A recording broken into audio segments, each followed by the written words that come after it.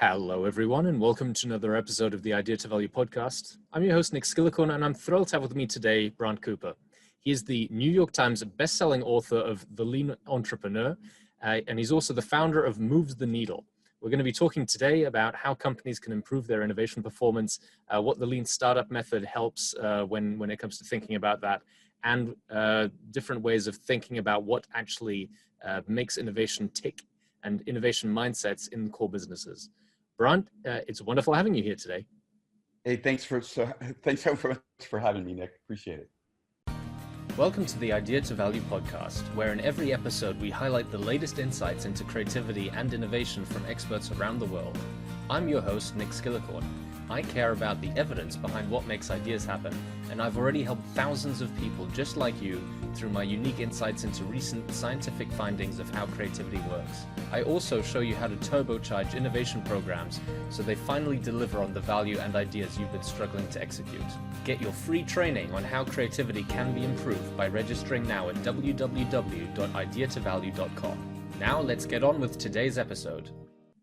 So, Brant, for people who don't know about you or where you've come from, can you give us a little brief background as to your journey in the world of innovation? Yeah, sure. So I come from a startup background. I lived through the dot-com boom and bust up in the Silicon Valley area in the late 90s, early 2000s. After the bust, there were a number of writers that were talking about, hey, why don't we build startups like successful startups and not make them businesses right away? And matter of fact, that's sort of a line that Steve Blank used to tell back then. So Steve Blank was one of those guys. I was blogging about it completely separately, not the same methodology, but just sort of similarly, this learn before execute type of mindset. And then, and so I ended up, with Steve Blank's permission, writing the first book that talked about customer development and lean startup and product market fit and pirate metrics and a bunch of these other things that were being discussed back in those days. And so then Eric Ries sort of, blew the top off the market, bringing this to large corporations everywhere with the lean startup. I wrote The Lean Entrepreneur, New York Times bestseller, which was a deep dive in the how-to, and then formed Moves the Needle. And so for the last 6 or 7 years, I've been working with some of the largest enterprises in the world, trying to bring this entrepreneurial spirit into their businesses. And what's been your focus in your recent years? So what does it actually take to bring this entrepreneurial mindset into these larger companies? Well, back in the day when we first started, we thought, okay, this is only for high-tech Silicon Valley style startups. And really what I've come to believe is that these principles work fundamentally for any situation where you feel uncertainty. And so in my work with large businesses, that started off really over on the innovation side, which is sort of like startups, right? So face a lot of uncertainty.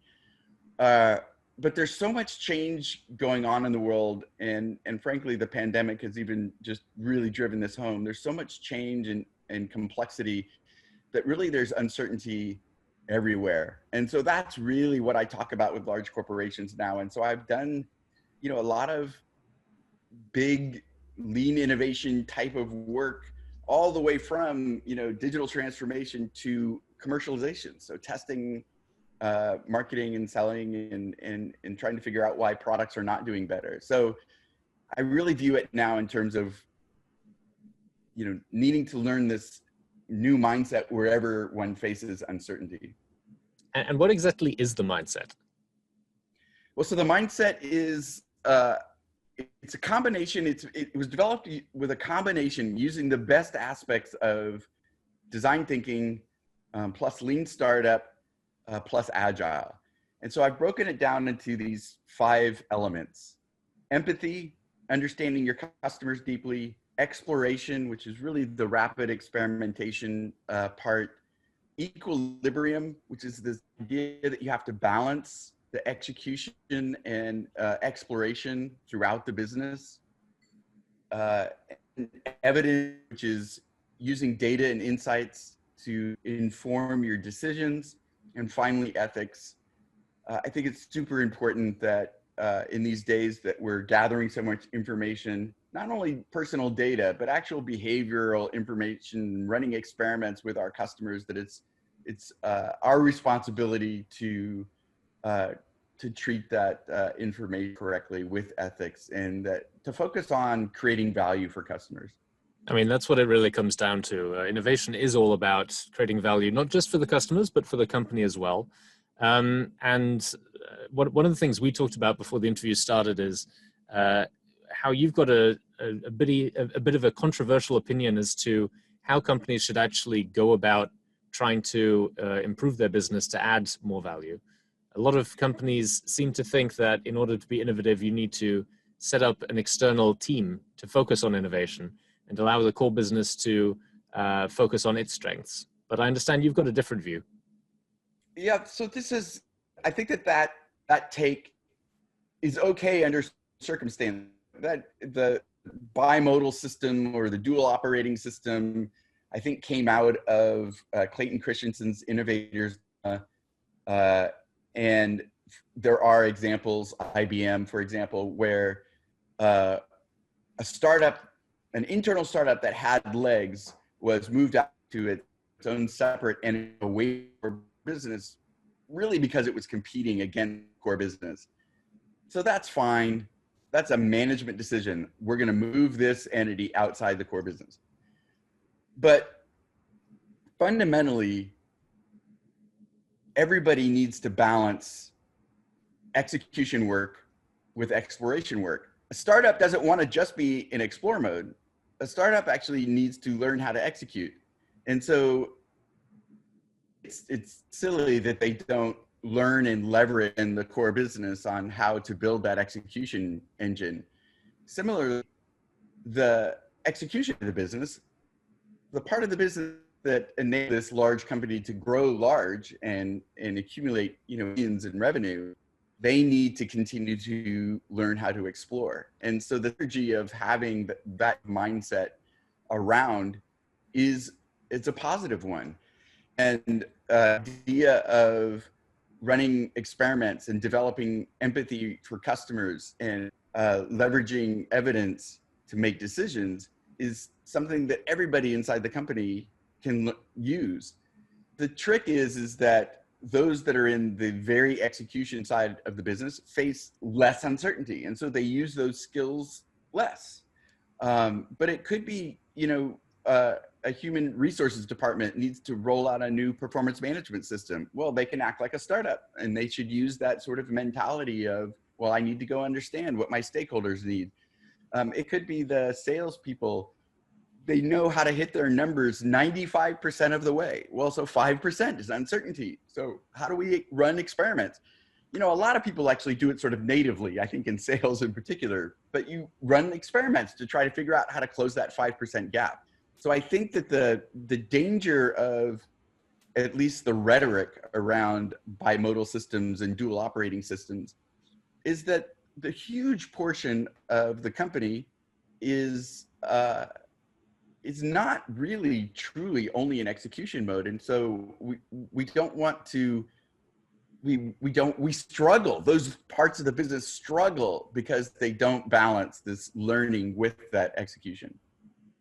It is a very challenging thing to balance, though, especially in theory. Everyone should be able to focus on both aspects. But I think one of the main reasons why people espouse this dual operating model is that some people just perform better when they're able to focus on their core strengths.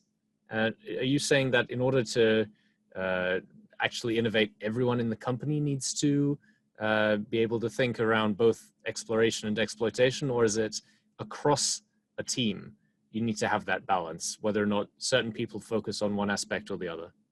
Well, I think that you mentioned team is super important and part of the solution. So I really think that everybody should belong to a team. I think that team is sort of the new unit inside the core inside of businesses, and those teams should be agile.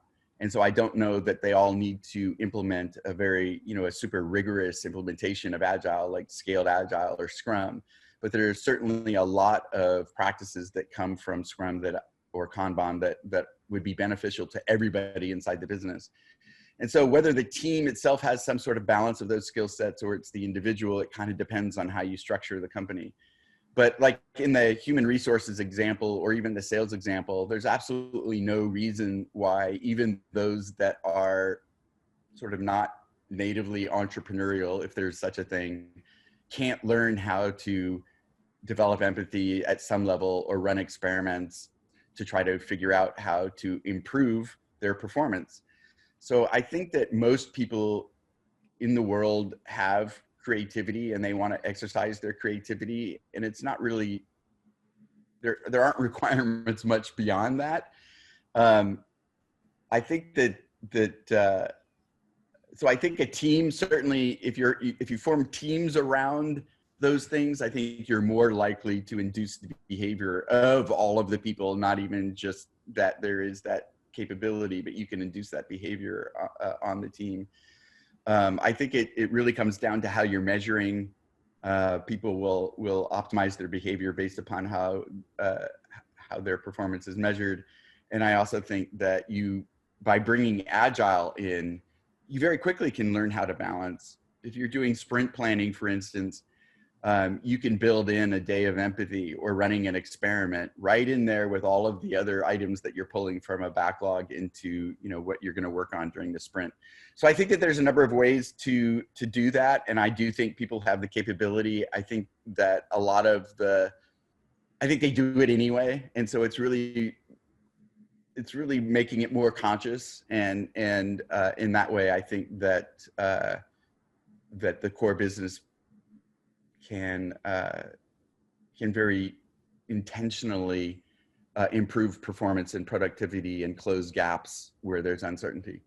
I think one of the words you mentioned there, measure, is probably one of the make or break aspects of this model, because what gets measured gets managed. And I think some of the 5 aspects you mentioned earlier lead themselves easier to be measured and to be managed than others. So how about what might be interesting is those 5 aspects you mentioned, the 5 E's in your model. How can companies actually go about improving performance of each of those? And I'd be especially interested to hear about how you help improve ethics or empathy or those sorts of aspects. Yeah, that's a tough nut. So that one can measure out how to measure some of those characteristics of the project. I think ultimately my measurement philosophy is around driving to impact, and so the end result is where it's using learning metrics so that come from the startup world to track the progress of trying to achieve an objective. And those can be behavior based. Typically, you're trying to measure the behavior change of your stakeholder, whether it's an internal customer or an external customer. Can't the changes of behavior that indicate that there's an improvement in ethics or an improvement in empathy. But it's interesting. I really thought about measuring those as independent skills as opposed to measuring the performance of the team where those skills are being applied. We do run a coaching program through Moves the Needle, and part of what we do is teach the emotional quotient, the EQ of being a good coach. And so some of those are soft skills. And the way we do the measurement there is really tracking self-assessments as well as team's assessment, or maybe a supervisor's assessment in the growth of that individual on a number of factors in the EQ side of things. So again, I think one could develop the same sort of thing. I have a framework from the Lean Entrepreneur, which is called Value Stream Discovery, which is a way to track progress, to come up with the startup metrics. It's part of the evidence E. And so I think that in the end, it's really more important to measure the progress towards the outcome of a particular endeavor more than it is to measure the growth of the skill in itself. Absolutely. No, I think you're completely right there. And maybe thinking about it in purely measurement, metrics-based things isn't the most appropriate thing. But maybe as a parting thought, um, for each of those five aspects, when companies look at their own performance, however they want to judge it, can you give some insights as to what problematic performance or problematic cues for each of those five might be, and what good performance or what aspirational targets would be for each of them? So companies can see, okay, maybe this is where we're lacking a little bit and maybe need to invest a bit more. And here's where we're actually doing okay.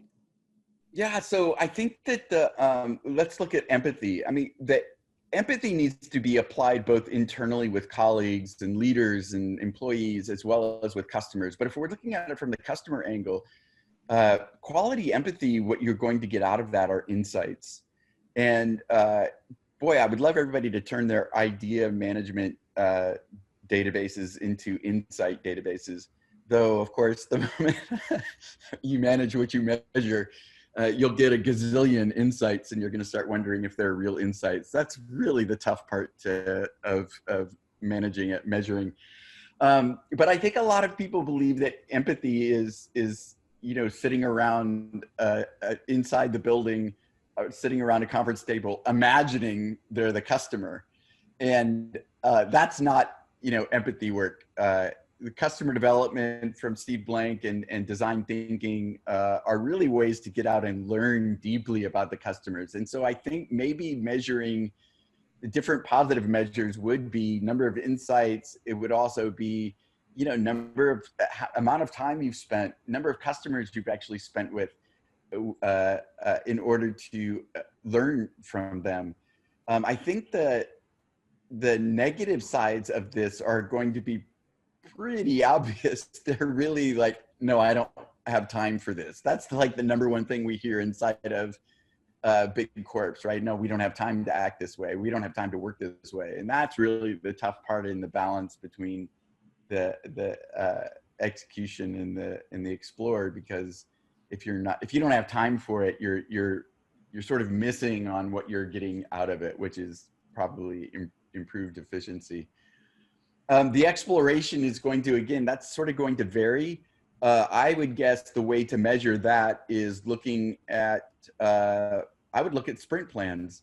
And if you're on the very execution side of the business, I wouldn't necessarily expect even one unknown item to be put into the sprint per sprint, but I want to see them on a regular basis. And maybe that would be something as a manager that I would force a certain number of items pulled from a backlog from a quote unquote unknown bucket. Like, we don't know the answer to this and we need to learn the answer. So now we're going to go do something to find the answer. And every once in a while, teams should run really big experiments that take them out of the local maximum. So maybe they can discover something that will actually drive a big impact to whatever project they're working on. From the evidence side, I think that's, again, the positive things you might see would be using learning metrics, which are different than the way most organizations are doing KPIs and OKRs. Which typically measure outcomes and measure execution. So we're looking at the tasks that people are doing as opposed to what is the impact those tasks are having. And so it's pretty difficult to do. Again, my value stream discovery tool tries to help people out with that. So what else do we have?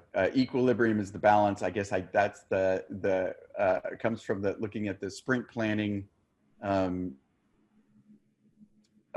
Exploration could be looking at number of experiments and looking at the data from the experiments. And so it's very similar to the empathy side of things, how you're measuring that. Again, the downside would be like, if I know it's not working, it's because everybody's inside the building and they're only running split tests, and say, yeah, no, we're doing experimentation. We're doing a split test. And so early on, a lot of the measurements, quite clearly, as I'm saying, are analog measures. And just like entrepreneurs, I think corporate people really want to try to automate their measurement, and that's a problem. Early on, you have to figure out what's the behavior that indicates that these things are making progress, and then you can try to automate what you learn to be the correct behavior. Otherwise, you're just sort of producing vanity metrics. So the final one, ethics. I don't know. How do you measure bad ethics? I guess it's controversies out in the real world, but I mean, that's kind of late. The recent U.S.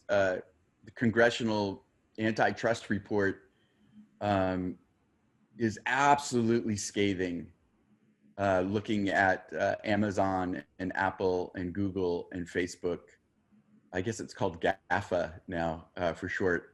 Absolutely scathing report, and the ethics are just almost non-existent. And one of the aspects to it is what everybody kind of knows, everybody that works in tech knows, is that Facebook, for example, optimizes numbers, engagement numbers, and there's no check on the behavior of their people in moving that number. And so that's where you get the amplification of conspiracy theories that appeal to people's fears and biases and those type of things is a result of that, as are things like showing gay aversion advertisements to homosexual people or trying to sell diet pills to anorexics. It's highly unethical behavior, and it's because there is no check on the employee's behavior. They're measured only by moving a number. And so I think that the way to manage that is that you have to add a qualitative aspect to the metric. So giving a team a mission, it's to move that number, but it's to maintain the safety of customers or some other sort of qualitative part of that mission that speaks back to corporate values and guardrails. And then the managers have to manage well enough to be able to look at the behavior of those teams and see that they're staying inside the guardrails. Brant, it's been wonderful speaking with you. It's been really insightful. If people want to get more of your insights and want to find out more about your work, what's the best place they can go to find out more? Well, so I'm Brant Cooper on all social media. So, people can connect with me on LinkedIn, follow me on Twitter. My email is brant@brantcooper.com. I respond to all emails and requests. If people are interested in this specific topic, I am in the midst of writing a new book on this, tentatively titled now Disruption for All.